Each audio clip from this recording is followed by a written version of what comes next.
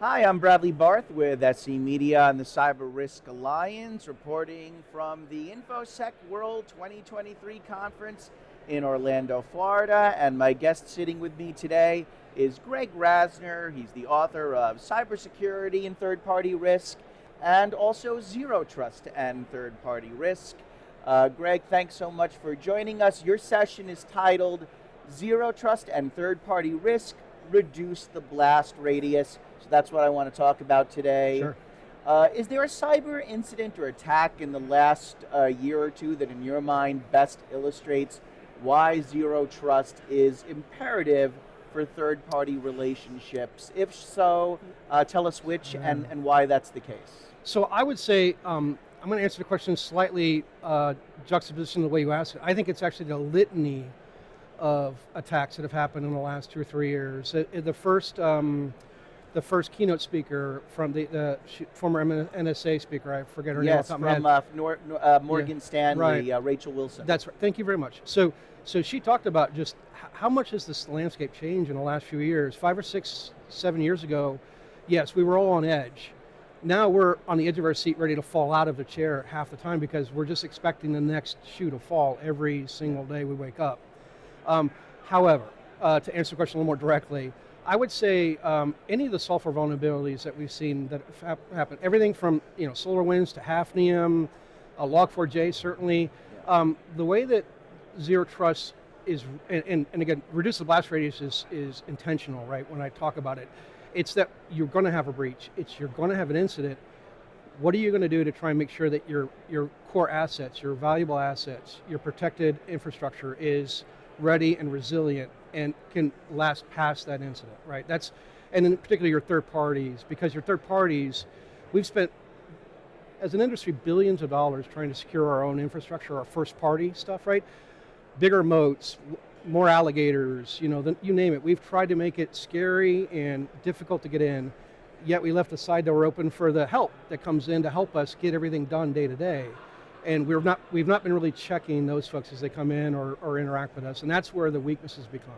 Yeah, in a way, the question that I asked is a tricky one, simply because there is no shortage of examples that you could throw out there that do perfectly represent why zero trust is going to play an important role in reducing third-party risk. Are there certain categories of third-party partner relationships, like certain vendor types, for instance, that are especially high risk that in particular necessitate a zero trust approach when dealing with them?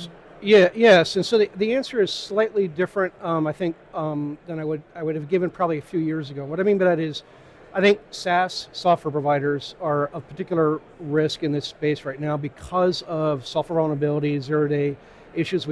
They're just going to continue because software is made by humans. Humans make mistakes, typographical, whatever it is, transpositional, or just lack of threat modeling, all the things that go into building that. And so a few years ago, I would have said cloud is riskier because it's cloud. My attitude has changed a little bit. It's just a different place where your data is. In this case, it's with a vendor. I think we don't ask enough vendors about things like software development lifecycle. How are they monitoring and managing that cloud infrastructure? Because it's sort of a black box, particularly for folks in the third-party practitioner space. We can kind of look at it like, wow, it works. And they say it's secure, so I think I'm okay. Whereas and that's a compliance process, which I'm not a big fan of the word compliance. I know we need it in this space, but that's not a cybersecurity perspective. You need to go and ask and validate, do due diligence and due care. And I think that's where anything that's, we are a software-driven society now, right? We've always been to some extent, but even more so. And a lot of the stuff that goes across your third-party risk, due diligence and due care is cloud SaaS software. And if we're not doing enough around it to make sure it's secure, then we've got what we've got, which is all the Log4j, Hafnium. I'd like for MOVEit to finally end. Yeah, so we can get the next vulnerability to go, but it'll be another one in another 2 or 3 weeks, unfortunately. Yeah, no, that's true. Yeah, MOVEit certainly being one of the big headline makers from 2023. Yeah, another really great example. Your presentation recommends a zero trust strategy for third-party users third-party apps and third-party infrastructure. Yeah. To what extent are you able to leverage the same components of a ZTA infrastructure to accomplish all three of those tasks? And to what extent are unique investments or processes needed for each of those three? Let me address the last question first. And I think the unique one, it isn't that it's unique, it's that it's not, I apologize for kicking your feet there, is identity and access management piece. Again, there's been a number of talks about the weakness in our identity access management space. That is a core component of any zero trust deployment, because if you don't know who's on your network or what's on your network, then you're over trusting, right? Mm-hmm. As John Kindervag said on the problem with and why zero trust sort of came about was we were over trusting, right? And so having this inability to understand what's on your network or who's on your network through a robust identity access management policies is key. I think the ones that you can reuse are the monitoring pieces, right? A lot of the core components of, and you'll see it on the, what I did was I borrowed an OSI model that George Finney did in his book, Project Zero Trust. I hope I'm getting that book name right, or George will be mad at me. But he actually adopted a he was trying to figure out how he can translate zero trust complex theory, which is something I was struggling with too on a third-party risk space, into a format that folks can kind of consume. And so he borrowed what's called an OSI table and put it, and you'll see that you're kind of referencing that table as I describe it. I have zero trust apps, users, and infra, and then I have how you secure them up on the top. And the idea there is for users to break that down, but what you'll see common through all those is the monitoring piece, right? The SIEM, your logging and monitoring, again, where a lot of folks fall down on in zero trust and where they don't make the investment is being context aware and having logging and monitoring that gives them the ability to make fairly quick decisions about whether a user or a product should be on the network or shouldn't. And if they shouldn't, get them off the network very quickly, right? Mm-hmm. And I think the other one is, the nice thing I like about zero trust, which is a challenge sometimes in the cybersecurity space, is being nimble for business. Zero trust relies on you having a protect surface. So you're not going to identify your whole network as your protect surface. That's obviously silly. But you're going to go around and identify your critical assets and protect the protect surface around those critical assets.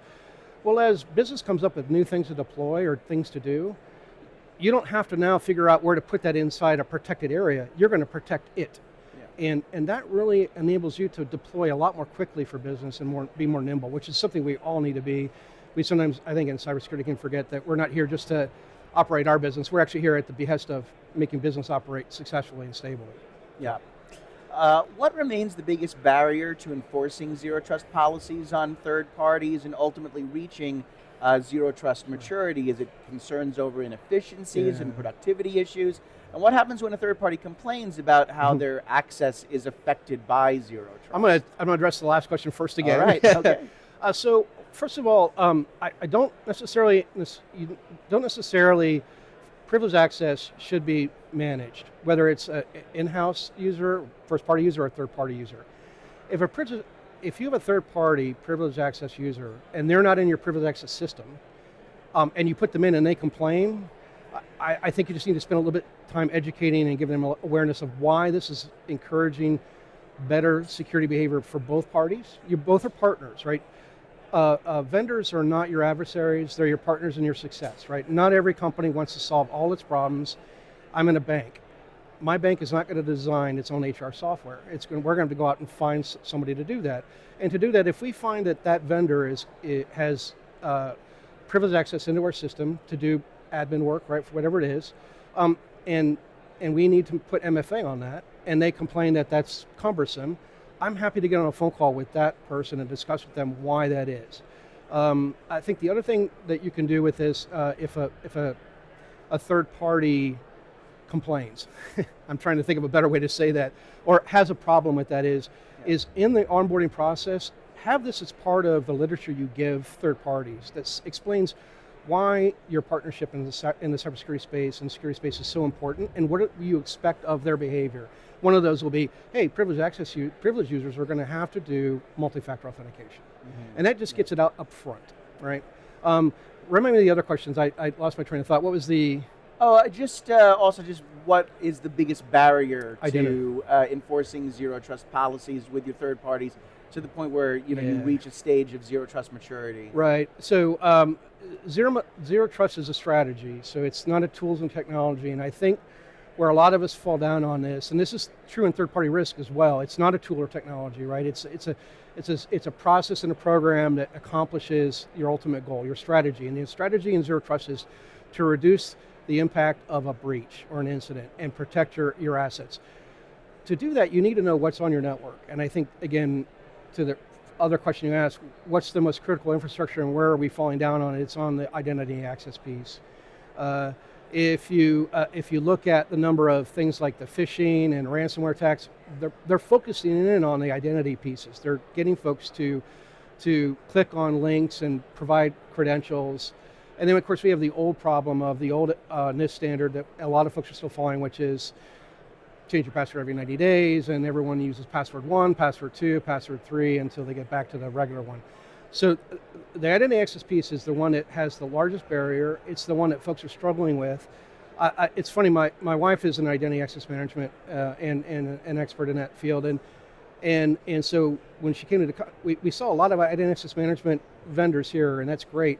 We don't see sometimes a lot of people talking about it. We see a few of the sessions here, but it's interesting to note that you actually don't have a lot of sessions specifically on how to tackle identity access management. The MFA one we watched yesterday on how MFA is easy to break, because that's one that's certainly dear to my heart, given the topic we're talking about. But I think identity access management is the one that we struggle with the most. Oh, interesting. Yeah. All right, well, Greg, do you want to give one last plug to your books here before we go? I know you've got a couple of sure. visuals here. We've So, got, yep. Yeah. So I thanks for the opportunity. When I started off doing the first book, I was really trying to understand and evangelize what I thought was a best practice in the industry. I didn't see that. Mm-hmm. I wanted to really tackle how we could then reduce that risk a little bit further. So this is sort of an add-on to the first book, right, as a way to take that and then mature your program even further. And because zero trust is a strategy and it's a journey, if you're looking to implement zero trust in your wider enterprise, I think third party is a great stepping off point, right? Mm-hmm. You can reduce the risk in probably the most impactful way on your third parties first, and then look at, okay, now we're going to start to do zero trust in other areas of the company, right? And I think that's a great way to use it as well. All right, well, thanks very much, Greg. Really appreciate it. That's Greg Rasner. I'm Bradley Barth with SC Media and the Cyber Risk Alliance, and a reminder to all of those watching, please remember to continue to visit SC Media and Security Weekly for additional coverage from the 2023 InfoSec World Conference.